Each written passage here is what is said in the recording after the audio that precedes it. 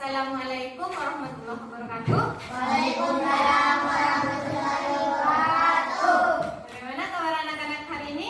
Baik. Alhamdulillah baik. Siap untuk belajar ya? Siap. Baik, hari ini kita akan membuat kesepakatan kelas ya. Nanti Ibu bagikan kertas not ya. Nanti kalian menuliskan harapan kalian, inginnya kalian, maunya kalian tentang satu tahun depannya, kelas yang kalian inginkan seperti apa. Kesepakatan kelas yang akan kita sepakati bersama-sama. Isi kesepakatan yang kalian buat nanti kita terapkan selama 1 tahun pelajaran. Misalnya datang tepat waktu, tidak boleh terlambat. Berarti kita sepakati bersama harus datang tepat waktu. Ya. Selain itu apalagi misalnya menjaga kebersihan. Jadi semua anggota kelas 6 wajib menjaga kebersihan. Yang apa? Tidak boleh membuang sampah sembarangan. Harus dibuang pada tempatnya, tempat sampah yang sudah disediakan. Dan masih banyak yang lainnya kesepakatan yang kalian inginkan seperti apa. Membagikan kertasnya. Silahkan kalian isi ya. Kalian mau kesepakatan apa, kalian isi, kalian tulis. Nanti kita tempelkan di depan dan kita terapkan dalam pembelajaran kita ya. Dibagikan kertasnya, silahkan kalian isi. Isi kesepakatan kelas. Ya, nanti kita tempel di sana. Jangan ditempelkan di mejanya. Kita tempel nanti di papan. Kan kalian isi, kalian maunya seperti apa? Terserah kalian, bebas, tapi harus positif. Seperti yang ibu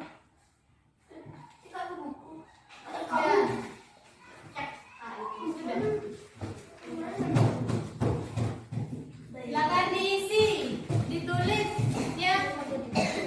Silakan ditulis. Maunya kalian kelasnya seperti apa? Misalnya saling menghargai, saling menyayangi, ya, membuli, misalnya seperti itu. Silakan.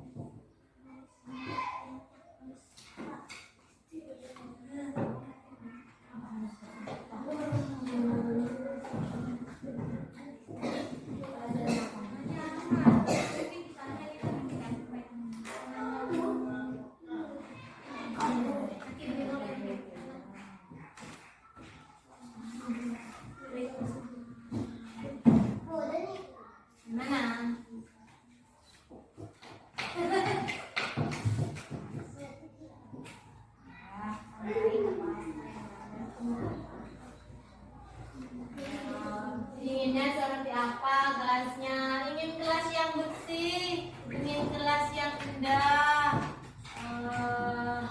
apa tadi, saling menghormati, saling menghargai antar teman, tidak boleh mengejek, tidak boleh membuli, saling membantu, saling menjaga keamanan, ketertiban. Silakan terserah kalian maunya seperti apa, tapi harus disepakati, harus ditaati, jangan dilanggar, karena ini sudah kesepakatan kita bersama.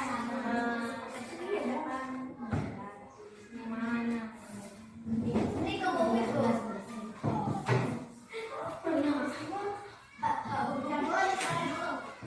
Bagaimana? Sudah semuanya? Belum. Kamu.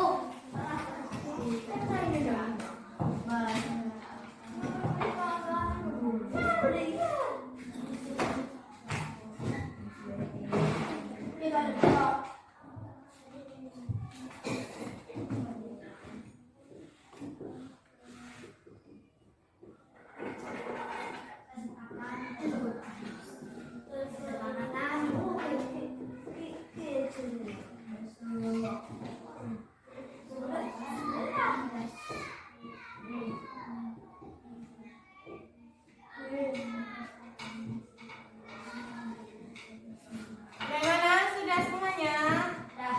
Belum? Sudah semuanya?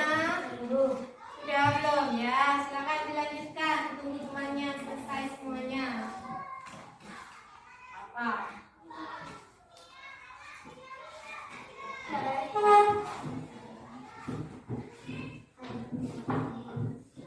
Mana?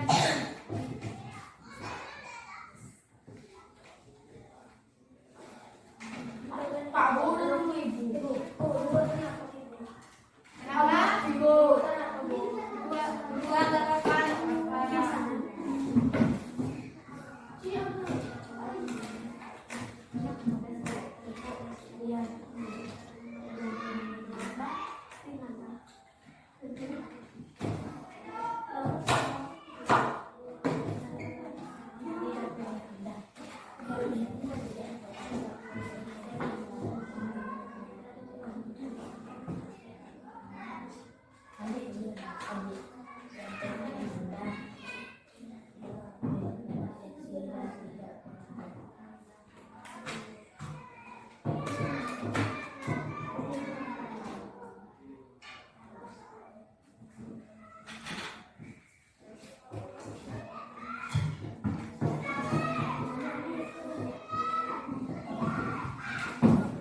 Bagaimana? Sudah semua? Sudah?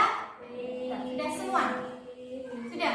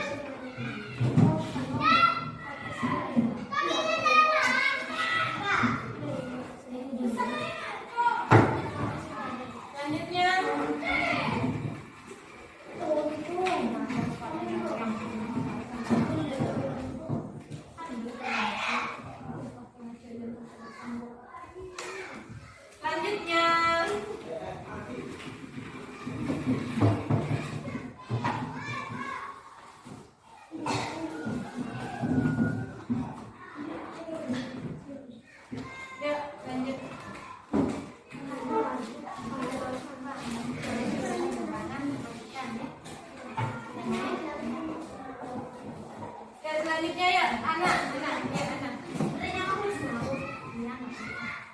Iya. Kenapa ada dada? Ya.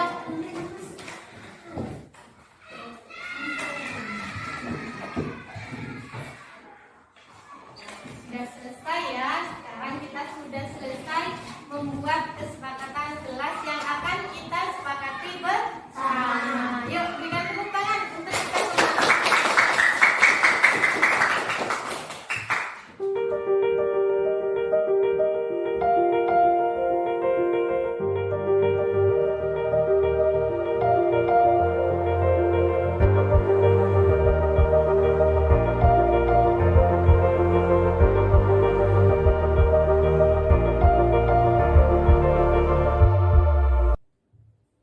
Assalamualaikum warahmatullahi wabarakatuh. Selamat pagi dan salam sejahtera bagi kita semua. Bismillahirrahmanirrahim. Yang terhormat Bapak Muhammad Fathur Rahman SPDMPD selaku Kepala UPTD SDN Karangmerah 3 Kecamatan Madiun Kabupaten Sampang. Yang saya hormati Bapak Ibu Guru Dewan Pengajar di UPTD SDN Karangmerah 3 yang berbahagia, yang tidak bisa saya sebutkan satu persatu. Marilah kita panjatkan bersyukur kehadirat Allah Subhanahu wa taala yang telah memberikan rahmat dan karunia-Nya sehingga kita bisa berkumpul pada pagi ini dalam kegiatan desiminasi pembebasan budaya positif di SD Negeri Karangmerah 3. Salawat serta salam semoga tetap dilipat curahkan kepada junjungan kita Nabi Muhammad SAW yang telah membawa kita dari alam kegelapan menuju alam yang terang benderang. Bapak Ibu yang berbahagia, perkenankan saya untuk membacakan susunan acara pada hari ini. Yang pertama, pembukaan, yang kedua, sambutan, yang ketiga, doa, keempat, acara inti, kelima, umpan balik dan tanya jawab, kemudian yang terakhir, refleksi dan penutup. Bapak Ibu yang berbahagia, untuk mengawali kegiatan kita pada hari ini, marilah kita buka dengan pembacaan basmalah bersama-sama. Bismillahirrahmanirrahim. Semoga kegiatan kita mendapatkan barokah dan senantiasa membawa kebaikan dan manfaat bagi kita semua. Amin ya robbal alamin. Menginjak acara yang kedua yaitu pembukaan yang akan acara yang kedua yaitu sambutan yang akan disampaikan oleh Bapak Muhammad Fathur Rahman SPDMPD.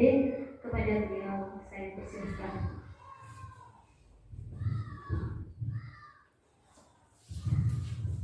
Assalamualaikum warahmatullahi wabarakatuh. Bismillahirrahmanirrahim. Alhamdulillah. Wassalatu wassalamu ala rasulillah wa ala alihi wa sahbihi wa mawala. La hawla wa la quwwata illa billah. Yang saya hormati Ibu Hari Walidiningsih sebagai PDP Angkatan 11. Yang saya hormati rekan-rekan guru UPTD SDN Karangmerah 3 sekalian. Alhamdulillah, puji syukur kehadirat Allah Subhanahu wa taala atas segala limpahan rahmat, nikmat, hidayah serta inayahnya sehingga kita bisa bertetap muka di ruangan ini dalam keadaan sehat walafiat. Selawat dan salam semoga selalu terlimpahkan kepada junjungan kita Nabi besar Muhammad sallallahu alaihi wasallam yang telah membawa kita ke agama yang diridhoinya, yakni agama Islam. Bapak Ibu yang sangat saya hormati, terima kasih atas kesempatan yang diberikan kepada saya untuk membuka sekaligus sambutan acara hari ini, yaitu desiminasi pembebasan budaya positif di UPTD SDN Karangmerah 3 ini. Bapak Ibu yang sangat saya hormati, saya sebagai Kepala Sekolah UPTD SDN Karangmerah 3 ini sangat mengapresiasi sekali dan bangga kepada Ibu Hari Walidiningsih ini sebagai TGP Angkatan 11 ini yang sekarang dalam proses penyelesaian TGP Angkatan 11 ini, dengan harapan mudah-mudahan nantinya Ibu Yuli ini bisa memberikan motivasi dan sebagai motivator untuk teman-teman yang lain untuk bisa mengikuti TGP Angkatan 12 yang akan dilaksanakan tahun ini juga.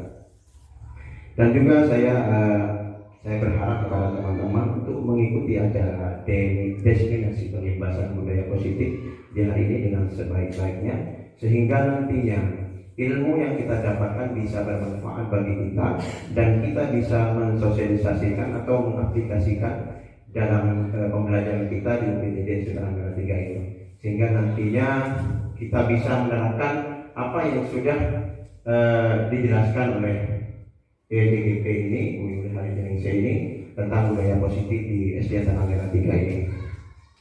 Jadi pada intinya saya sangat mendukung dan sangat mengapresiasi sekali kegiatan ini. Dalam hal pengibasan budaya positif ini, kita tahu bersama bahwasanya budaya positif ini perlu kita kembangkan di sekolah kita ini, karena banyak contoh-contoh dari budaya positif ini, seperti kita guru itu ramah kepada murid, disiplin waktu, disiplin dalam melaksanakan pembelajaran ini. Karena dalam hal ini diseminasi positif itu merupakan upaya kita untuk bisa menanamkan nilai-nilai kepada siswa tentang kebiasaan positif, sehingga nantinya siswa itu bisa memiliki sifat tanggung jawab, bisa hormat kepada yang lebih tua, sayang kepada yang lebih muda. Jadi mari kita benar-benar terapkan dalam kegiatan di Tanah Merah 3 ini, sehingga nantinya bisa pendidikan di Tanah Merah 3 ini bisa selangkah lebih maju. Maka dari itu saya sangat berharap kepada Ibu Yuli ini untuk bisa berkontribusi untuk SDN Tanah Merah 3 melalui kegiatan diseminasi budaya positif ini, sehingga nantinya teman-teman diharapkan bisa untuk mengikuti jejak Ibu Hari Indonesia ini untuk mengikuti DGP Angkatan 12 insyaallah untuk tahun ini. Jadi untuk nantinya jika ada hal-hal yang ingin ditanyakan atau kita sharing di sini, kita bisa sharing dengan Ibu CGP Angkatan 11 ini nanti. Dan untuk masalah penyampaian materi tentang budaya positif ini nanti akan disampaikan lebih komplit lagi nanti sama Ibu Yuli ini. Jadi harapan kita mudah-mudahan teman-teman SDN Tanah Merah 3 ini bisa mengikuti pengibasan ini sampai nanti selesai, sehingga nantinya apa yang kita dapatkan hari ini bisa kita laksanakan, bisa kita terapkan di lingkungan kita belajar sendiri. Banyak contoh-contoh dari dimensi dari budaya-budaya positif ini yang perlu kita terapkan, yang perlu kita sampaikan kepada siswa ini. Karena budaya, dengan penyampaian budaya-budaya positif, kita bisa mengembangkan karakter siswa, kita bisa memberikan yang terbaik kepada siswa, pengaruh yang baik dengan menyampaikan budaya-budaya positif ini. Dengan cara itu sesama teman bekerja sama, sesama teman kita harus saling hormat menghormati. Guru juga ramah kepada murid, sehingga kebiasaan-kebiasaan positif bisa mengubah karakter siswa itu sendiri, sehingga siswa bisa setiap hari bisa melaksanakan budaya positif ini menjadi kebiasaan, merubah karakter siswa, sehingga kebiasaan-kebiasaan ini bisa dilakukan siswa di lingkungan sekolah kita ini. Dan mudah-mudahan harapan saya sebagai kepala sekolah UPTD SDN Tanah Merah 3 ini, pelaksanaan diseminasi pengibasan budaya positif di UPTD SDN Tanah Merah 3 ini bisa berjalan dengan baik, lancar, dan bisa kita aplikasikan dan sosialisasikan di pembelajaran kita di lingkungan pendidikan kita, khususnya di UPTD SDN Tanah Merah 3 ini. Saya ucapkan selamat melaksanakan diseminasi pengibasan budaya positif di SDN Tanah Merah 3 ini, dan saya harapkan kepada teman-teman untuk mengikutinya dengan serius dan bisa mengikuti sampai selesai, sehingga nantinya ilmu yang kita dapatkan dari DGP Angkatan 11 ini, Ibu Hari Indonesia ini, bisa kita manfaatkan, bisa kita sebarkan, bisa kita tularkan kepada siswa-siswa kita sendiri. Jadi mungkin ini yang bisa saya sampaikan sebagai sambutan saya sebagai Kepala UPTD SDN Tanah Merah 3. Semoga lancar dan berjalan dengan sukses. Amin. Akhiran, ihdinas siratal mustaqim. Assalamualaikum warahmatullahi wabarakatuh.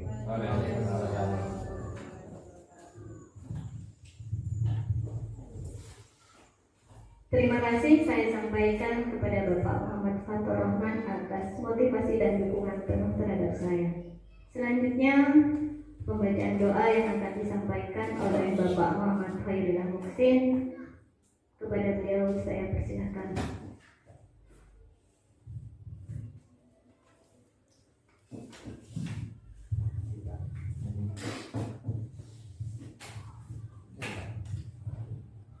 Bismillahirrahmanirrahim. Alhamdulillahirabbil alamin. Hamdan syakirin, hamdan mu'min. Hamdan yu'addi wa'afuka fi ya Rabbana lakal hamdu kama yanbaghi li jalali wajhika 'azimi sultani. Allahumma shalli wa sallim ala sayyidina Muhammad wa ala sayyidina Muhammad. Salatan tunjina biha min jami'il hajat wa tutahhiruna biha min jami'is sayyi'at wa tarfa'una biha indaka 'ala darajat wa tuballighuna biha aqsal ghayat min jami'il khairat fil hayati wa ba'dal mamat. Innahu sami'un qaribun mujibud da'wat wa yaqdi al-hajat. Amin. Allahumma tawwi umrana wa sayyi' sadadana wa nawwi qulubana wa sabbit imanana wa ahsin a'malana wa wasi' rizqana wa ila al-khayri qulubana wa 'an syarri ab'idana wa aqdi hawaijina fid dini wa dunya wal akhirah innaka 'ala kulli syai'in qadir. Allahumma inni as'aluka sabata fil amri wal 'azimati 'ala rabbik wa as'aluka syukra ni'matika wa asma ibadatika wa as'aluka qaliban saliman wa ahsana shadiqan. Rabbi a'udhini an ashkura ni'matika allati an'amta 'alayya wa 'ala walidayya wa adkhilni wa an a'mala salihan tardahu wa adkhilni azman fi 'ibadika shalihin. Rabbana hab lana min azwajina wa dhurriyyatina qurrata a'yun waj'alna lil muttaqina imama. Rabbana atina fid dunya hasanah wa fil akhirati hasanah wa qina adzabannar. Subhana rabbika rabbil izzati amma yasifun wa salamun 'alal mursalin walhamdulillahi rabbil alamin. Bi asrari suratil Fatihah.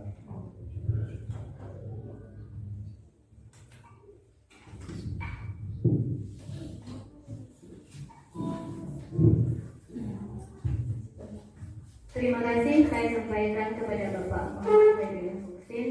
Menginjak acara selanjutnya yaitu acara ISTI Bapak Ibu, yaitu desiminasi penghibasan budaya positif di Sekolah Dasar Negeri Panamera 3 oleh saya sendiri. Sudah kenal saya ya Bapak Ibu?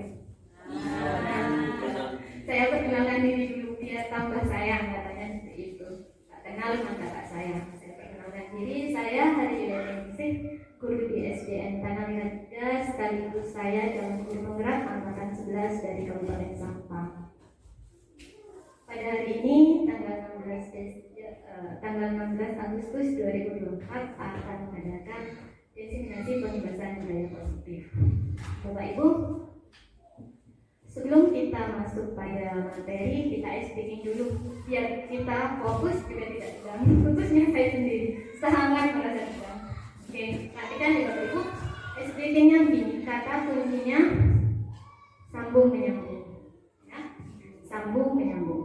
Kalimatnya begini Bapak Ibu. Hari ini saya berulang tahun. Saya mendapatkan kado sebuah tas. Kado apa selanjutnya yang saya dapatkan? Kata kuncinya sambung menyambung. Ada yang bisa jawab? Fokus Bapak Ibu. Sambung menyambung. Saya hari ini ulang tahun. Saya dapat kado sebuah tas. Kado selanjutnya apa Bapak Ibu? Salah Bapak. Ayo, siapa Bapak Ibu? Uang. Uang bukan. Sepatu betul Bapak Titin. Kasih aplaus ya buat Titin. Selanjutnya setelah saya dapat sepatu, kira-kira dapat apa lagi? Uang. Sambung menyambung ya. Akhir kata dari tas itu huruf S. Selanjutnya disambungkan berarti sepatu. Ya, bisa? Fokus Bapak Ibu. Pertanyaannya simpel, tapi kalau tidak fokus tidak akan bisa menjawab. Ya. Selanjutnya satu speaking lagi ya. Yuk perhatikan saya, tangannya di depan semua telunjuknya. Ya. Diputar searah jarum. Pelan, pelan, tambah cepat, tambah cepat, tambah cepat, tambah cepat, pelan, pelan. Taruh di dagu, taruh di dagu, taruh di dagu. Dagu mana? Dagu mana? Ya, ini ada. Makanya harus fokus. Taruh di dagu. Berarti dagu itu di. Oke, tepuk tangan kita semua. Kesepakatan kelas kita hari ini yang pertama tepat waktu, jaga kebersihan, juga mengacungkan tangan, mengangkat tangan jika ingin bertanya atau ada sesuatu. Bagaimana Udu? Setuju ya? Kesepakatan kelas ini. Oke, yuk kita sebelum masuk materi saya pantun sebentar Bapak Ibu. Minta responnya ya. Masak nasi, taruh di bakul. Cakep. Ikannya ikan gulai. Cakep. Berhubung semuanya sudah pada kumpul, yuk kita mulai. Hari ini materi kita yaitu budaya positif. Nah, kira-kira apa yang ada di benak Bapak Ibu terkait dengan budaya positif? Mungkin ada yang mau menyampaikan. Budaya positif itu apa sih? Kok kayaknya lagi booming, lagi viral. Budaya positif itu merupakan perwujudan dari nilai-nilai atau keyakinan universal yang diterapkan di sekolah. Di sini ada sebuah pertanyaan pemantik. Apakah Bapak itu setuju dengan pernyataan ini? Yang pertama, hukuman dapat mendisiplinkan anak. Bapak itu setuju apa tidak? Tidak. Setuju apa tidak? Tidak. Tidak. Yang kedua, pemberian hukuman dengan hal positif seperti membaca atau membersihkan halaman sekolah dapat meningkatkan disiplin anak. Setuju atau tidak? Setuju. Mana suara Bapak Ibu? Setuju. Setuju? Setuju. Diingat-ingat ya nanti jawabannya, jangan nanti kita refleksikan kembali. Yang ketiga, memberi penghargaan dapat meningkatkan motivasi belajar anak. Setuju apa tidak? Tidak. Setuju. Tidak setuju. Silahkan diingat-ingat, nanti kita refleksikan Tidak setuju. kembali. Yang keempat, pemberian hadiah meningkatkan prestasi siswa. Setuju? Tidak? Tidak. Setuju? Tidak. Setuju.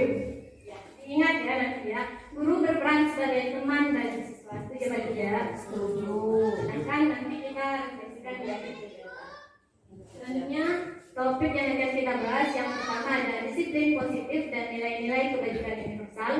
Yang kedua, teori motivasi, hukuman dan penghargaan serta restitusi. 3, keyakinan kelas. 4, kebutuhan dasar manusia dan dunia berkualitas. 5, restitusi. 5, posisi kontrol, dan segitiga restitusi untuk yang terakhir. Tujuan dari budaya positif ini yaitu yang pertama, terwujudnya visi sekolah melalui penerapan budaya positif, terbentuknya karakter disiplin yang kuat, menumbuhkan dan menguatkan karakter positif melalui pembiasaan-pembiasaan positif, menumbuh kembangkan karakter, profil belajar Pancasila, dan yang terakhir yaitu terbentuknya keyakinan kelas. Disiplin positif dan nilai-nilai kebajikan universal. Perubahan pada paradigma, sekarang kita coba kegiatan kepalan tangan. Coba yang dulu ya, 2 teman-temannya ada A dan B. Nah, sobatlah cari kertas kecil, tuliskan benda atau sesuatu yang sangat berharga bagi Anda. Coba kalian Anda mulai mempraktekkan. Kalian Anda cari sebuah kertas, silakan tulis sesuatu satu saja. Berdampingan Bapak Ibu. Ya, satu saja. Terus bisa sama Pak Selamat, silakan. Gak apa-apa, biar ada temannya. Ya sedikit ditulis yang paling berharga kira-kira apa. Nah, letakkan di dalam kepala Anda kertas yang Anda tulis. Itu benda apa? Terserah yang paling berharga dalam hidup Anda apa. Silahkan. Nah, setelah itu buatlah kepalan tangan. Sudah buatlah kepalan tangan ya. Silahkan. Satu aja. Nah, di sini 2 A ya, teman Anda yang di sekitar Anda yang B akan Anda memberikan benda tersebut. Misalnya sudah bisa membujuk, mengancam, menghardik, merayu, menyuap atau apa saja agar bisa membuka kepalan tangan Anda. Apa yang terjadi Bapak Ibu? Kita coba. Kita sendiri yang megang kontrol atas kepalan tangan kita. Ya, kita sendiri yang memegang kontrol atas kepalan tangan kita. Apakah kita membuka atau menutup kepalan tangan kita itu bergantung dari diri kita sendiri masing-masing, sesuai dengan kebutuhan dasar kita pada saat ini. Selanjutnya, miskonsepsi teori kontrol. Yang pertama, ilusi guru mengontrol murid. Ilusi bahwa kritik dan membuat orang merasa bersalah dapat menguatkan karakter. Ilusi bahwa semua penguatan positif, efektif, dan bermanfaat. Ilusi bahwa orang dewasa memiliki hak untuk memaksa. Yang pertama, ilusi mengontrol murid. Pada dasarnya, kita sebagai seorang guru tidak dapat memaksakan murid untuk berbuat sesuatu jika murid tersebut memilih untuk tidak melakukannya. Walaupun tampaknya guru sedang mengontrol perilaku murid, hal ini yang terjadi karena murid yang sedang mengizinkan dirinya untuk dikontrol. Saat itu terbentuk kontrol guru untuk menjadi kebutuhan dasar yang dimiliki oleh murid tersebut. Teori kontrol menyatakan bahwa semua perilaku memiliki tujuan, bahkan terhadap perilaku yang tidak disukai. Setiap perilaku memiliki tujuan, baik perilaku yang disukai ataupun yang tidak disukai. Ilusi bahwa kritik dan membuat orang merasa bersalah dapat menguatkan karakter, di mana menggunakan kritik dan merasa bersalah untuk mengontrol murid menuju pada identitas gagal. Mereka belajar untuk merasa buruk tentang diri mereka. Mereka menggunakan dialog diri yang negatif. Kadang kala sulit bagi guru untuk mengidentifikasi bahwa mereka sedang melakukan perilaku ini. Karena seringkali guru cukup menggunakan suara halus untuk menyampaikan pesan negatif. Ilusi bahwa semua penguatan positif dan itu efektif dan bermanfaat. Penguatan positif atau bujukan adalah bentuk-bentuk kontrol. Segala usaha untuk mempengaruhi murid agar mengulangi suatu perilaku tertentu adalah suatu usaha untuk mengontrol murid tersebut. Dalam jangka waktu tertentu, kemungkinan murid tersebut akan menyadari dan mencoba untuk menolak bujukan kita, atau bisa jadi murid tersebut menjadi tergantung pada pendapat sang guru untuk berusaha. Ilusi bahwa orang dewasa memiliki hak untuk memaksa. Banyak orang dewasa yang percaya bahwasanya mereka memiliki tanggung jawab untuk membuat murid-murid membuat hal-hal tertentu. Apapun yang dilakukan dapat diterima selama ada sebuah kemajuan berdasarkan sebuah pengukuran kinerja. Pada saat itu pula, orang dewasa akan menyadari bahwa perilaku memaksa tidak akan efektif untuk jangka waktu yang panjang dan sebuah hubungan permusuhan akan terbentuk. Dari sini ada perubahan paradigma dari stimulus respon menuju teori kontrol. Biasanya stimulus responnya seperti ini Bapak Ibu. Realitas bahwa semua kebutuhan manusia itu sama, tapi setelah mengalami perubahan paradigma bahwasanya realitas kebutuhan setiap orang itu berbeda, tidak sama ya Bapak Ibu. Selanjutnya di sini juga perilaku buruk dapat dilihat sebagai suatu kesalahan. Padahal sebenarnya adalah semua perilaku itu memiliki tujuan. Sini disiplin positif. Disiplin positif merupakan salah satu cara penerapan disiplin yang bertujuan untuk menumbuhkan kesadaran serta memberdayakan anak untuk melakukan sesuatu tanpa sogokan, ancaman maupun hukuman. Nilai-nilai kebajikan universal yang ingin dicapai oleh setiap anak Indonesia itu kita kenal dengan profil pelajar Pancasila. Ada berapa profil pelajar Pancasila Bapak Ibu? Ingat? Ada 6 Bapak Ibu. Yang biasa kita nyanyikan setiap awal pembelajaran. Yuk kita sama-sama bernyanyi Bapak Ibu. Biarlah seperti anak didik kita ya. Pelajar Pancasila beriman dan bertakwa pada Tuhan Yang Esa dan berakhlak mulia, berkebinekaan global, bergotong royong mandiri, kreatif dan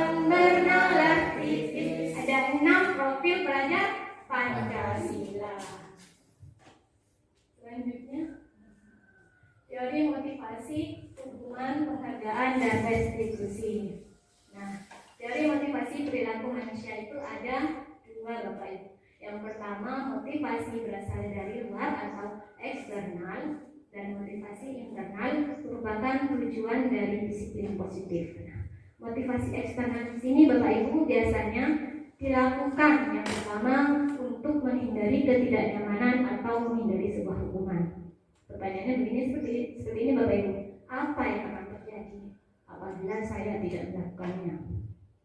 Dan yang kedua, untuk mendapatkan imbalan dari orang lain atau merupakan sebuah institusi. Pertanyaannya, apa yang akan saya dapatkan apabila saya melakukannya? Misalnya seperti ini dalam pembelajaran. Ayo nak, kerjakan tugas ini. Nanti kalau benar, ibu beri hadiah. Maka anak-anak akan berlomba-lomba untuk mengerjakan tugas tersebut. Nah, itu motivasinya berasal dari luar karena ingin mendapatkan semua Hadiah. Itu Bapak Ibu ya. Selanjutnya, motivasi internal itu tujuannya untuk menghargai diri kita sendiri. Pertanyaannya, saya akan menjadi orang seperti apa apabila saya melakukannya? Bisa paham Bapak Ibu? Bisa. Siap. Selanjutnya, perbedaan hukuman dan konsekuensi. Hukuman itu sesuatu yang menyakitkan harus terjadi, sedangkan konsekuensi sesuatu harus terjadi. Hukuman membuat anak bersakit baik fisik maupun hati untuk jangka yang lama, sedangkan konsekuensi membuat anak merasa tidak nyaman dalam jangka yang pendek. Selanjutnya, anak membenci kedisiplinan. Untuk konsekuensi, anak bisa menghargai disiplin. Di sini dihukum oleh penghargaan, bahwa penghargaan berlaku sama dengan hukuman, dalam arti meminta atau membujuk seseorang melakukan sesuatu untuk memenuhi suatu tujuan tertentu bagi orang yang meminta atau membujuk. Dorongannya eksternal dan akan ada faktor ketergantungan. Beberapa dampak dari pemberian penghargaan atau yang bisa kita kenal dengan reward. Yang pertama, pada pengaruh jangka pendek dan jangka panjang, penghargaan merusak sebuah hubungan. Penghargaan itu menghukum Bapak Ibu. Penghargaan menurunkan kualitas. Penghargaan mengurangi ketepatan. Penghargaan mematikan kreativitas. Penghargaan itu tidak efektif, dan yang terakhir, penghargaan mengurangi motivasi intrinsik. Nah, sekarang hukuman, konsekuensi, dan restitusi. Hukuman itu bersifat tidak terencana atau tiba-tiba. Konsekuensi sudah terencana dan sudah disepakati, sudah dibahas dan disetujui oleh murid dan guru. Sedangkan restitusi itu adalah suatu proses menciptakan kondisi bagi murid untuk memperbaiki kesalahan mereka, sehingga mereka bisa kembali pada kelompok mereka dengan karakter yang kuat. Di sini ada 9 ciri-ciri restitusi. Yang pertama, restitusi bukan untuk menebus kesalahan, namun untuk belajar dari kesalahan. Memperbaiki hubungan merupakan sebuah tawaran, bukan paksaan. Restitusi menuntun untuk melihat ke dalam diri, mencari kebutuhan dasar yang mendasari tindakan. Restitusi adalah cara yang paling baik dan seterusnya. Nah, sekarang di sini ada sebuah pernyataan Bapak Ibu. Yang pertama, mencatat 100 kali di dalam buku kalimat "saya tidak akan terlambat lagi karena terlambat ke sekolah". Masuk hukuman apa konsekuensi? Ayo suaranya Bapak Ibu. Hukuman apa konsekuensi? Menulis di buku catatan "saya tidak akan". Apa? Konsekuensi. Silakan diingat-ingat jawabannya. Yang kedua, lari mengelilingi lapangan basket 2 kali karena terlambat hadir di sekolah. Hukuman apa? Hukuman, ya, silakan ya. Nanti kita cek jawabannya di slide berikutnya. Murid diminta untuk push up 15 kali karena tidak menggunakan masker di sekolah. Konsekuensi apa hukuman? Apa Bapak Ibu? Hukuman. Menggantikan kertas tugas yang telah dicoret-coret. Masuk hukuman. Konsekuensi. Membersihkan tumpahan air di meja tulis karena tersenggol pada saat belajar. Konsekuensi. Hukuman. Oke. Murid disuruh untuk tidak mengenakan sepatu seharian di sekolah karena tidak mengenakan sepatu hitam. Hukuman atau konsekuensi? Hukuman. Dari memilih lapangan basket dipencet 2 kali karena terlambat 10 menit untuk pelajaran videokan. Hubungan. Nah, yuk kita cek jawabannya Bapak Oke. Ibu. Nah, di sini jawabannya sudah ada. Yang pertama, mencatat 100 kali di dalam buku. Kalimat saya tidak akan terlambat lagi. Merupakan sebuah hubungan. Karena tidak terencana Bapak Ibu. Dadakan. Yang kedua, lari mengelilingi lapangan itu termasuk hukuman. Murid diminta push up termasuk hukuman. Mengganti kertas teman termasuk konsekuensi. Membersihkan tumpahan air di meja tulis konsekuensi. Murid disuruh untuk tidak menggunakan sepatu seharian, hukuman. Yang terakhir, lari mengelilingi lapangan basket karena terlambat, itu konsekuensi. Dari sini bisa sudah sedikit paham Bapak Ibu ya?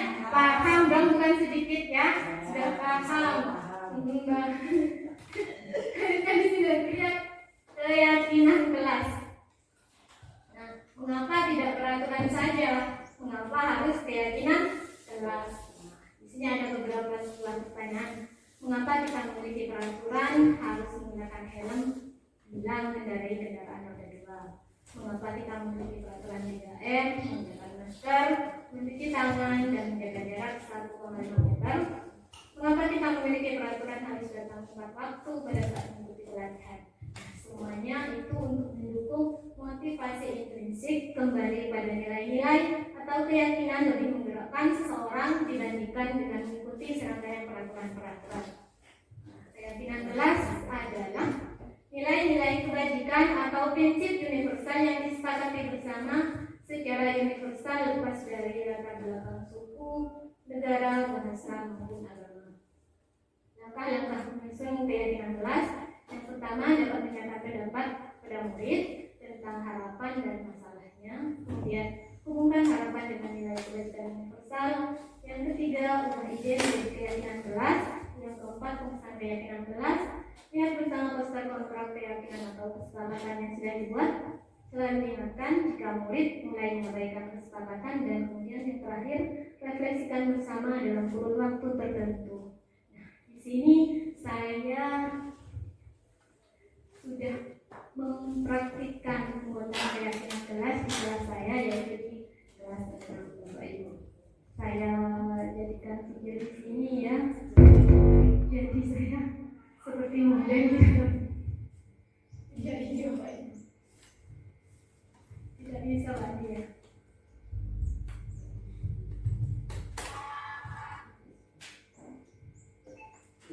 Ada suara memang.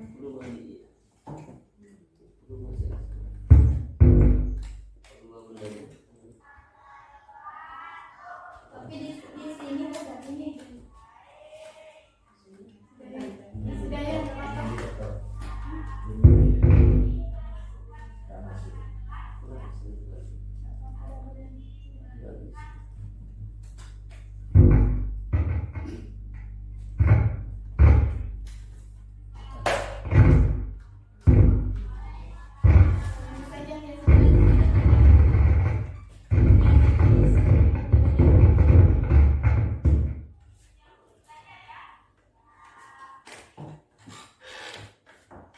Sekarang kebutuhan dasar manusia dan dunia berkualitas.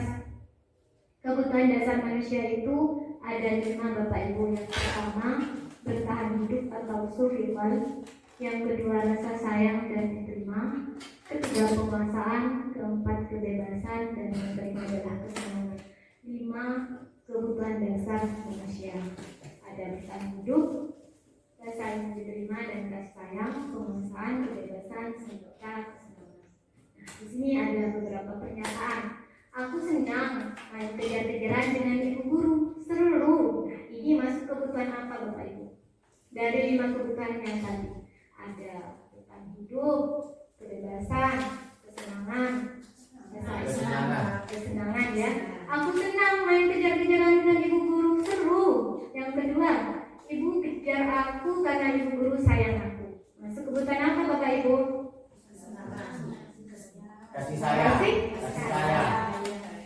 Karena ibu guru sayang aku.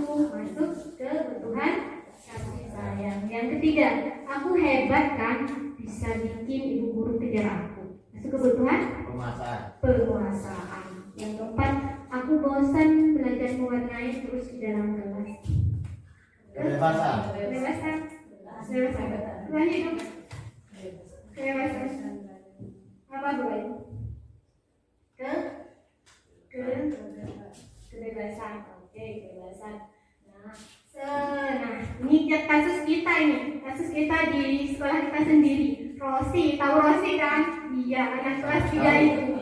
Iya, itu umum terus di dalam kelas gak mau dengerin kata gurunya. Nah, kira-kira Rosi itu butuh apa Bapak Ibu? Kasih sayang. Butuh kasih sayang. Butuh perhatian dari guru. Mungkin karena Rosi kurang mendapatkan kasih sayang dan perhatian dari orang tua.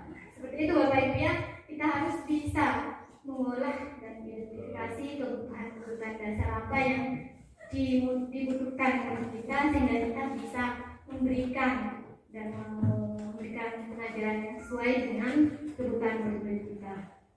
Selanjutnya, kebutuhan dasar manusia, semua orang senantiasa berusaha untuk memenuhi kebutuhannya dengan berbagai cara. Bila mereka tidak bisa mendapatkan kebutuhannya dengan cara-cara yang positif, mereka bisa melanggar peraturan dan melakukan hal-hal yang tidak sesuai dengan nilai kebajikan.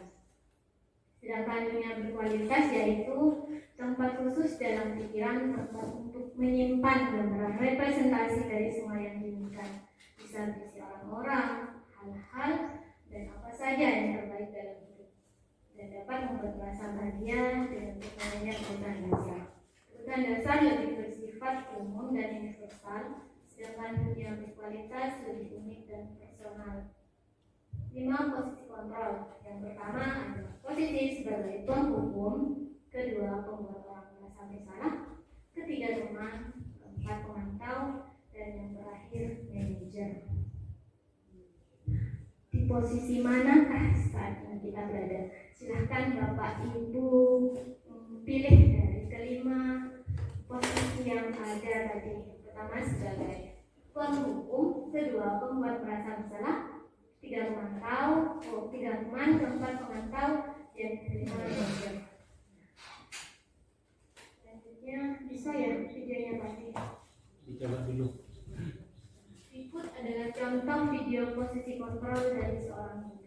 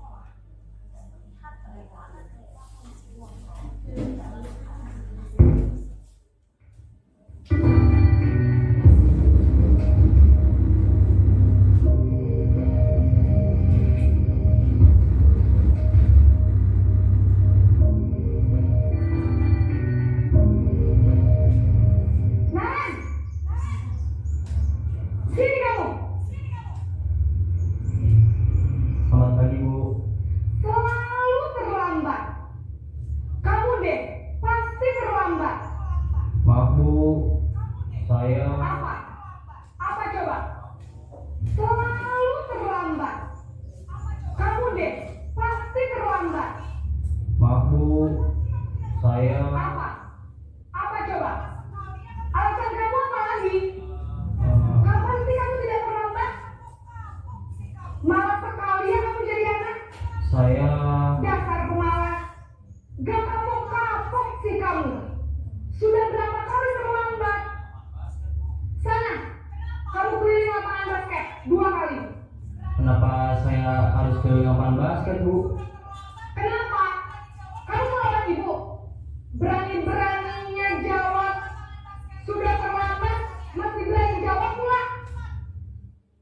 Sekarang, keliling lapangan basket 5 kali sekalian. Biar kapok. Cepat. Nah, ini contoh dari posisi guru sebagai penghukum. Karena ada terlambat, si hukuman hukumannya mendadak tidak terencana ya Pak Ibu. Selanjutnya di sini ada contoh posisi guru sebagai pembuat perasa bersalah. Gampang.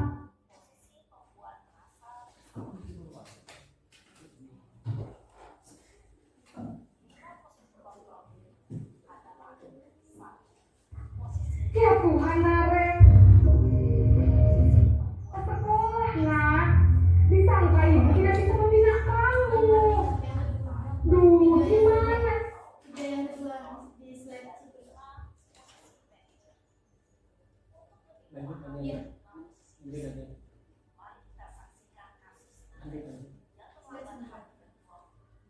Nah, di sini posisi membuat berasa bersalah.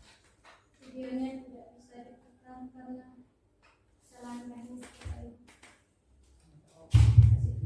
Posisi guru membuat bersalah, kemudian ada video juga posisi guru sebagai teman, posisi guru sebagai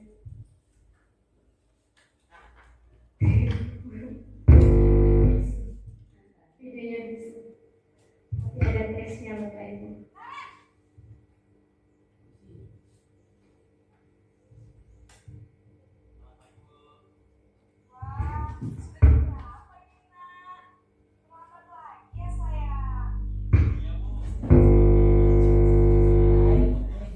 Ya, di sini posisi guru sebagai posisinya berkatanya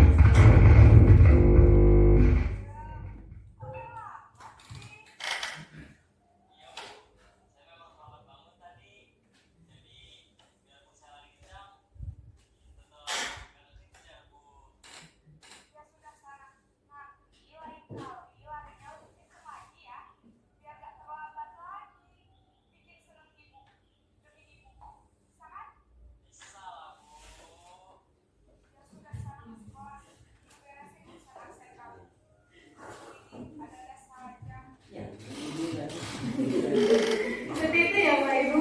Nah, biasanya posisi guru sebagai teman itu berkatanya halus dan menggunakan kalimat persuasi ya. Seperti itu. Ayolah ibu. Adakah di sini guru-gurunya yang seperti itu? Semuanya. Selanjutnya yang ini pembuat merasa bersalah. Posisi guru sebagai pembuat merasa bersalah. Diklikkan.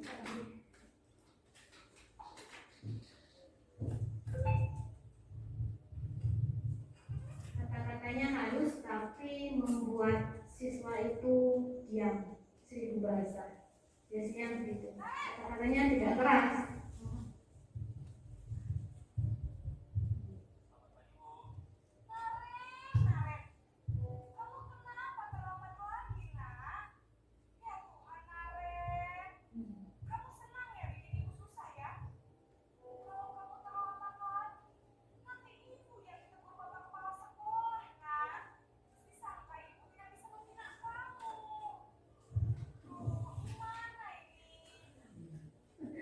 Membuat siswa menjadi sengsara.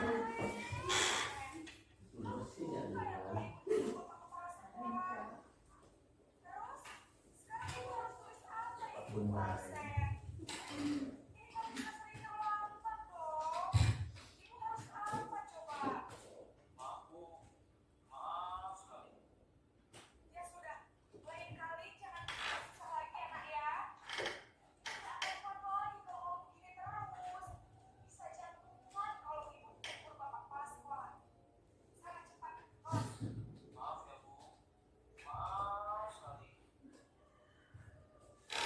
Ini contoh dari posisi guru sebagai pembuat merasa bersalah. Misalnya kita juga pernah mengalaminya Bapak Ibu. Ada murid kita yang keluar terus nggak ikutin pelajaran kita. Pastilah pernah kita berkata seperti, ayolah masuk nanti ibu tuh dimarahi Pak Fathor.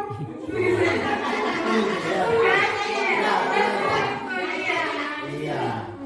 Jadi anak-anak itu merasa bersalah. Selanjutnya ya, terus minuman sudah. Nah, di sini ini sudah ya? Sudah. Sudah. Di sini posisi pemantau atau sebagai monitor.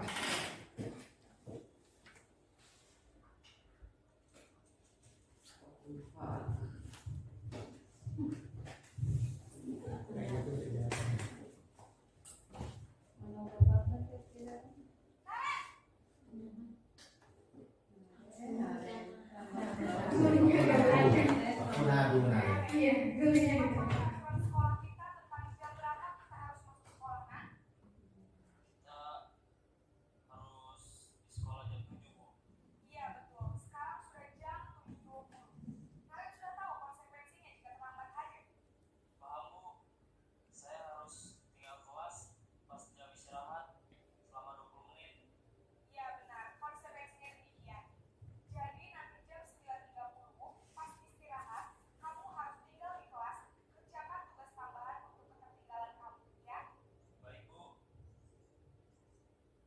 Nah, ini contoh dari posisi guru sebagai pemantau. Mengandalkan perhitungan data atau mengontrol untuk mengontrol murid. Selanjutnya ada posisi guru sebagai manajer.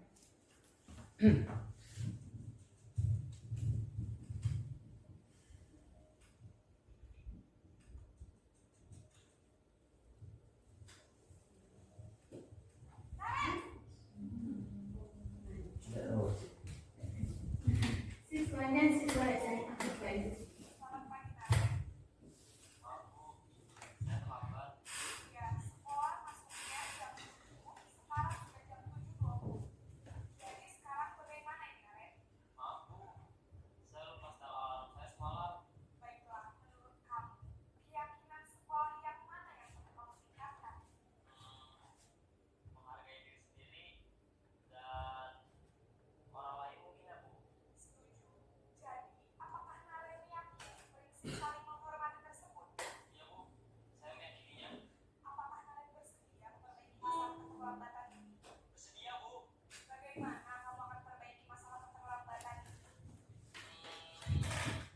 Ambil diperhatikan Bapak Ibu.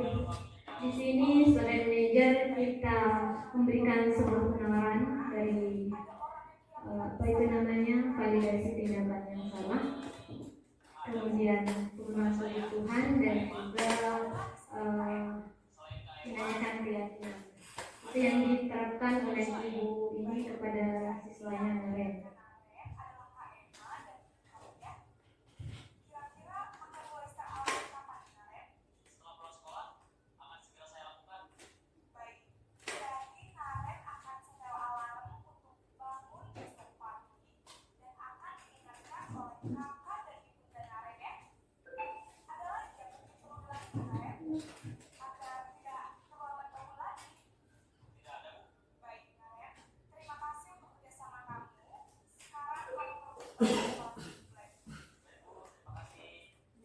Demikian Bapak Ibu video yang sudah saya tayangkan. Selanjutnya ada beberapa pernyataan. Yang pertama, saya kecewa sekali dengan kamu. Siapa yang mengatakan Bapak Ibu? Posisi guru sebagai apa kira-kira? Sebagai Membuat merasa bersalah. sebagai pembuat merasa bersalah. Saya kecewa sekali dengan kamu. Yang kedua, kamu tidak pernah benar melakukannya. Siapa yang mengatakannya Bapak Ibu? Guru sebagai kamu tidak pernah benar. Mama, siapa Bapak Ibu? Posisi sebagai berhukum. Ya. Guru sebagai penghukum. Yang ketiga, ayolah lakukan demi ibu. Teman tadi ya berkata-kata sebagai teman. Yang keempat, apakah kamu mau mendapatkan stiker bintang hari ini? Apa Bapak Ibu? Sebagai sebagai manajer. Yang kelima, bagaimana kamu bisa menyelesaikan masalah ini? Manajer. Yang terakhir, kamu selalu paling terakhir. Sebagai pemantau. Selanjutnya, di sini sudah ada jawabannya Bapak Ibu. Yang pertama, saya kecewa sekali dengan kamu, membuat merasa bersalah. Kamu tidak pernah benar melakukannya. Sebagai penghukum, ayolah lakukan demi Ibu. Kayaknya yang masuk ke Bapak Ibu yang halus-halus ya. Yang keempat, apakah kamu dapat mendapatkan stiker bintang hari ini sebagai pemantau? Yang kelima, bagaimana kamu bisa menyelesaikan masalah ini sebagai manajer? Kamu selalu paling yang terakhir adalah penghukumnya. Dari gambaran video yang telah saya putar tadi, kira-kira posisi Bapak Ibu sekarang ini berada di mana? Sebagai penghukum ya. Menyadari, kita refleksi diri saja Bapak Ibu. Nanti kita perbaiki sama-sama ke depannya.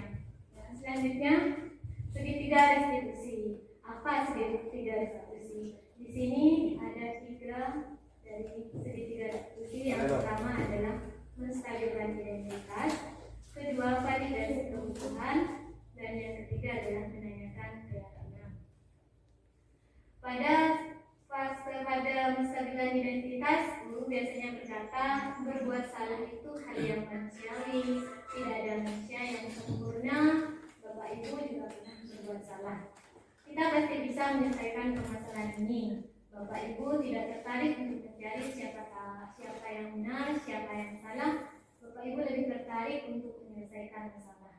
Hanya kalau kamu menyalahkan dirimu sendiri terus-menerus, apakah kamu bersikap baik pada dirimu sendiri? Pada validasi kebutuhan, biasanya seorang guru akan berkata, kamu bisa saja kan melakukan hal yang buruk, tapi kamu tidak melakukannya kan? Kamu pasti punya alasan mengapa melakukannya. Apa yang penting dari kamu? Kamu boleh tetap berusaha menjaga sikap itu, tapi tambahkan sikap orang lain yang baru. Maukah kamu belajar cara lain untuk mendapatkan yang kamu butuhkan tanpa harus memukul? Atau apakah kamu bisa melakukan dengan baik besoknya lagi? Untuk pada menanyakan keyakinan, biasanya guru akan berkata, apa nilai yang kita percaya di kelas atau di sekolah kita? Nilai-nilai universal apa yang telah kita sepakati? Kelas yang ideal itu seperti apa sih? Kamu ingin jadi anak seperti apa? Atau yang terakhir, apakah yang kamu rasakan ketika kamu melakukan itu? Kamu mau jadi anak seperti apa? Nah, di sini saya tampilkan video praktik menerapkan segitiga restitusi di kelas saya. Tapi saya videonya di sini tidak bunyi Bapak Ibu. Di sini kasusnya si Lisa atau Lisa kan Bapak Ibu. Saya perhatikan itu beberapa hari belakangan Lisa sering terlambat. Setelah saya mengatakan sedikit restitusi, ternyata Lisa ini tidurnya larut malam karena menonton TV dan bermain HP. Saya datangnya terlambat ke sekolah. Selanjutnya saya menanyakan validasi kebutuhan apa yang ingin dilakukan siswa ke depannya.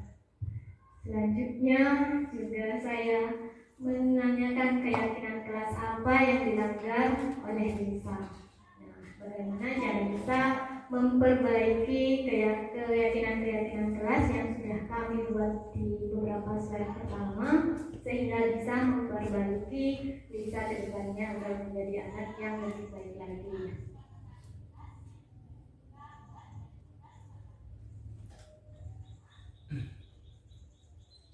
Dari sini sudah ya Bapak Ibu.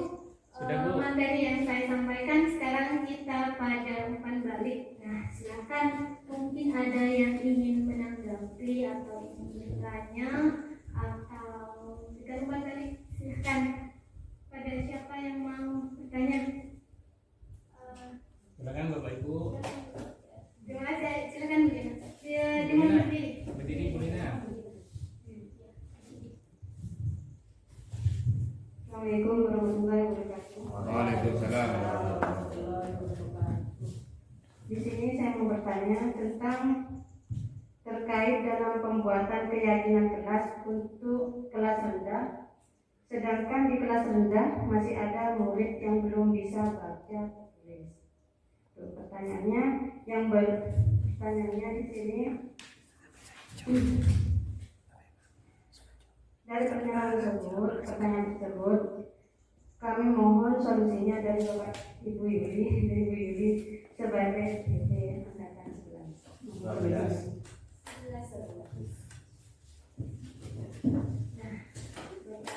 Terima kasih Bu Lina atas pertanyaannya. Bagaimana kira-kira solusinya untuk pembuatan keyakinan kelas di kelas rendah? Karena di kelas rendah ada beberapa siswa yang belum bisa membaca ataupun menulis. Menurut pendapat saya, Bu Lina bisa menggunakan gambar-gambar itu dapat ekspresi, ada ekspresi positif maupun ekspresi yang negatif. Anak-anak biasanya di kelas bawah itu cenderung suka dengan gambar-gambar, nanti bisa dipilihkan gambar-gambar yang sesuai dan nanti Bu Lina bisa memfasilitasi jawaban dari siswa. Terima kasih. Mungkin yang lain Bapak Ibu. Mungkin yang lain Bapak Ibu ada yang ingin bertanya, silakan. Assalamualaikum warahmatullahi wabarakatuh. Izin bertanya Bu Yuli,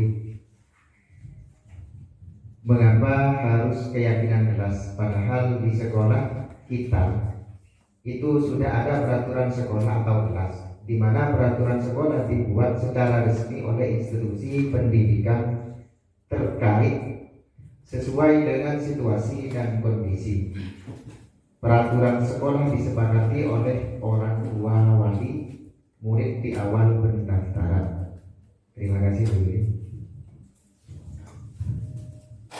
Terima kasih pertanyaan dari Pak Khairullah Maksin, sangat bagus sekali ya Bapak. Di sini mengapa harus peraturan sekolah? Mengapa harus keyakinan kelas? Padahal sudah ada peraturan sekolah yang dibuat secara resmi oleh sekolah dan sudah disepakati bersama. Nah, di sini Bapak Ibu perlu ditekankan lagi bahwa peraturan sekolah itu dibuatnya satu arah. Biasanya sekolah yang ditetapkan tanpa melibatkan suara atau pendapat dari siswa. Biasanya seperti itu.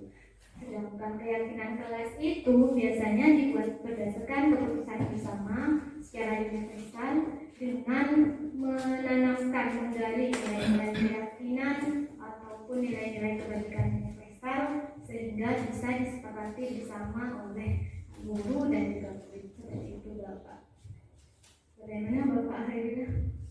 Bisa diterima. Dari mana? Terima kasih Pak jawabannya Bu. Mungkin ada yang mau memberikan tanggapan Bapak Ibu terkait dengan materi yang saya sampaikan. Baik. Bapak Andi, terima kasih. Silakan. Bismillahirrahmanirrahim. Assalamualaikum warahmatullahi wabarakatuh. Waalaikumsalam. Selamat pagi Bapak Ibu, salam sejahtera untuk kita semua. Sebelum masuk kepada tanggapan dari saya, sebelumnya mohon izin kepada Bapak Kepala Sekolah dan teman-teman sekalian.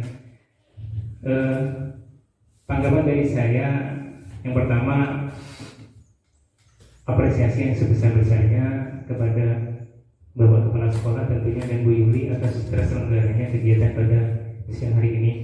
Terus yang kedua, di dalam forum ini saya mengucapkan terima kasih yang sebesar-besarnya terutama pada Bu Yuli dengan adanya pengimbasan budaya positif yang ada di sekolah ini. Hal itu bisa memberikan sebuah pembelajaran bagi saya dan juga teman-teman yang lain bahwasanya kita baru menyadari bahwasanya 5 posisi kontrol seorang guru, dan saya sendiri pribadi menyadari bahwasanya selama ini saya sudah berada di posisi sebagai penghukum.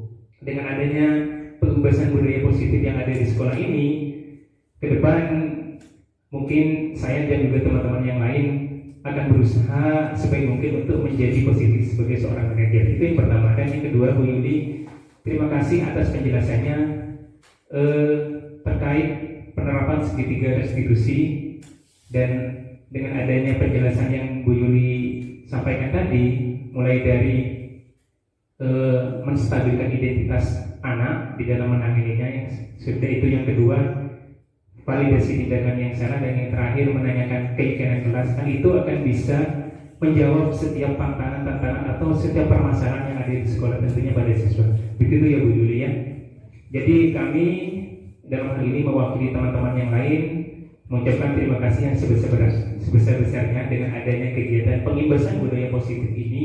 Hal ini bisa memberikan sebuah tambahan ilmu pengetahuan bagi kita semuanya, dan harapan kita ke depannya atau pembelajaran yang kita bisa ambil ke depannya, semoga nanti saya dan juga rekan-rekan guru yang lain bisa menerapkannya atau bisa mempraktekannya di sekolah yang kita cintai ini. Terima kasih, itu saja mungkin dari saya.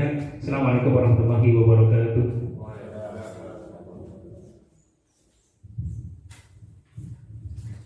Sudah ada Bapak Ibu, masih ada yang ingin ditanyakan?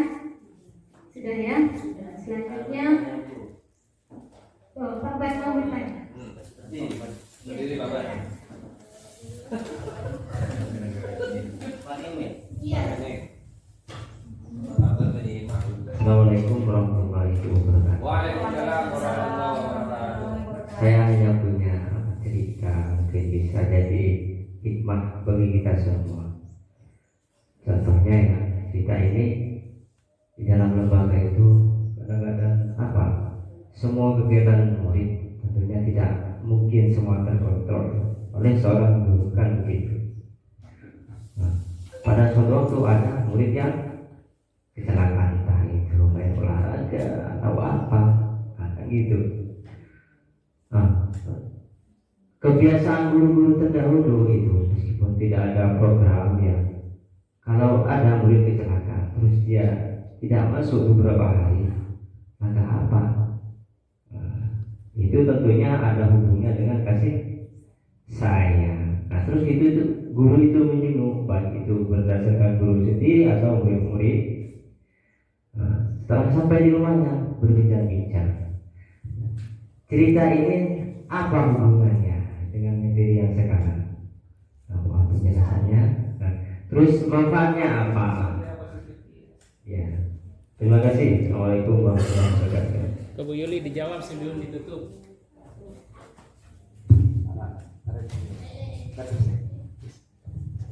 Nah, di sini terima kasih saya sampaikan kepada Pak Badri atas pertanyaan yang sangat bagus sekali. Saya apresiasi untuk Pak Badri. Saya ingin menjawab ya Pak. Menurut pendapat saya di sini hubungannya antara cerita yang disampaikan Pak Badri itu erat sekali dengan kebutuhan dasar dari setiap manusia, di mana kebutuhan dasar manusia itu ada 5. Nah, di sini ada pemenuhan rasa kasih sayang dan rasa diterima. Dari inisiatif guru tersebut datang bisa mahasiswa ataupun tidak. Nah, ini akan memberikan motivasi intrinsik kepada siswa tersebut yang jatuh tadi, yang sakit, sehingga dia merasa diperhatikan, merasa disayangi oleh gurunya dengan dikunjungi ke rumahnya. Seperti itu Bapak, menurut pendapat saya. Dan ya Bapak, sekarang kita refleksikan kegiatan kita pada hari ini. Nah, ayo Bapak Ibu, nomor 1, apa saja budaya positif yang sudah ada di sekolah kita? Silakan Bu Am. Borongan nggak apa-apa Bu. Bagi-bagi nggak apa-apa sama-samanya. Budaya positif yang sudah ada di sekolah kita ya, salah satunya membiasakan berdoa saat di awal pembelajaran dan di akhir.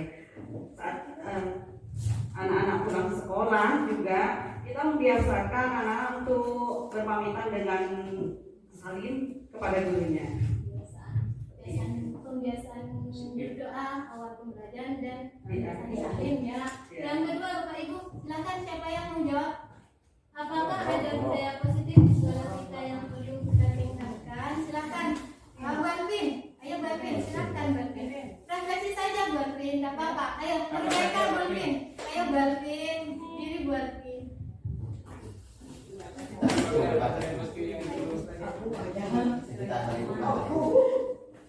Pak Herel ya Pak Herel. Ayo Pak Herel. Tidak usah saling lempar Pak Herel. Ayo Pak Herel. Budaya positif apa yang perlu kita tingkatkan?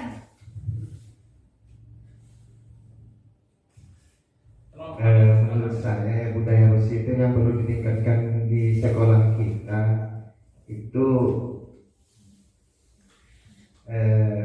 rasa hormat murid terhadap guru jangan hanya disalin saja ketika masuk kelas atau pulang sekolah, tapi di dalam kelas juga perlu ditingkatkan.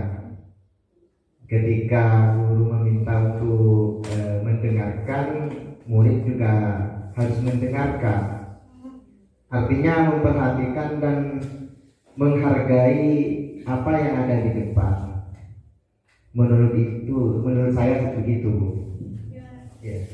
Terima kasih Pak Erel. Dan selanjutnya yang nomor 3, hal baru apa yang mengubah paradigma saya? Siapa Bapak Ibu yang merefleksikan? Silakan Pak Andi.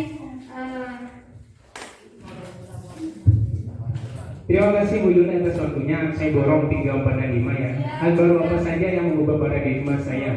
Dengan adanya kegiatan ini, paradigma saya sebagai pendidik tentu akan berubah karena mendapatkan sebuah informasi atau pengetahuan baru.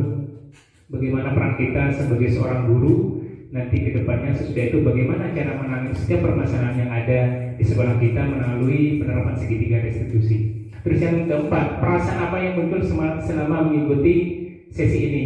Tentunya bahagia sekali ya Bu ya. Hal ini memberikan sebuah informasi baru, pembelajaran baru bagi saya dan teman-teman yang lain tentang pengetahuan-pengetahuan yang sebelumnya belum pernah kita dapatkan. Hal ini sangat bermanfaat sekali bagi saya pribadi dan teman-teman tentunya di dalam meningkatkan profesionalitas kita nantinya sebagai seorang guru. Dan yang terakhir, saya akan menjadi guru yang seperti apa? Apakah setelah mengikuti desiminasi ini? Tentu saja setelah mengikuti kegiatan desiminasi ini, saya dan juga teman-teman nantinya akan berusaha menjadi guru yang profesionalitas dan akan menerapkan 5 posisi yang tentunya akan menjadi salah satu dari 5 posisi kontrol seorang guru nantinya, yaitu sebagai manajer. Terima kasih Ibu. Itu saja dari saya. Assalamualaikum warahmatullahi wabarakatuh. Terima kasih Bapak Ibu. Demikianlah acara demi acara telah kita lalui bersama. Sekarang tiba di acara terakhir, yaitu penutupan. Marilah kita tutup acara ini dengan pembacaan bersama-sama. Alhamdulillah. Amin. Terima kasih Bapak Ibu atas kerjasamanya. Nah, di sini sebelum saya tutup, saya bacakan sebuah pantun dulu Bapak Ibu. Bocah cakep tapi bocah cakep ya. Nyaut ya Bapak Ibu. Bilang cakep. Jalan-jalan membeli selotip. Cakep. Jangan lupa pakai kacamata. Cakep. Hari ini ada pengimbasan budaya positif. Cakep. Semoga bisa diterapkan di sekolah kita tercinta.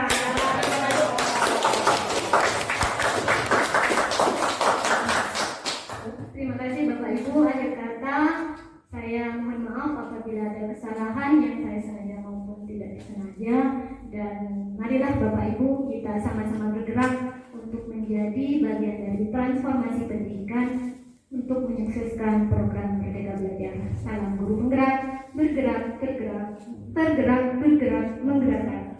Terima kasih. Wassalamualaikum warahmatullahi wabarakatuh. Waalaikumsalam warahmatullahi wabarakatuh.